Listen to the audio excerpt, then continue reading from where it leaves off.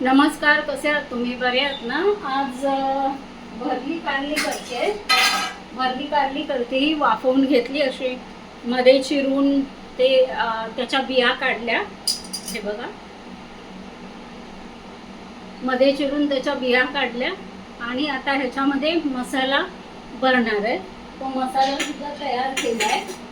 हा बघा, कांदा, लसूण, मसाला, गरम मसाला, परत चिंच, गूळ, हे सगळं हे करून तयार केला हा मसाला. आता तो त्याच्यामध्ये भरणार आणि त्याला पेस्टिंगला हे चण्याचं पीठ लावणार, पेस्ट म्हणजे त्याच्यातलं बाहेर पडू नये म्हणून, आणि तेलावर थोडं तळणार.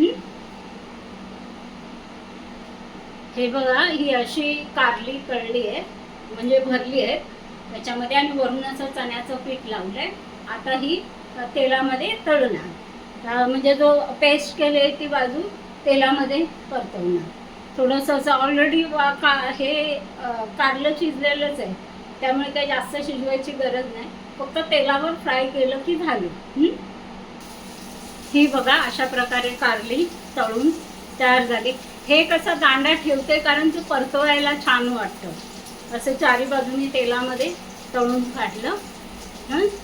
चला तर मग असा छोटा व्हिडिओ घेऊन परत भेटू.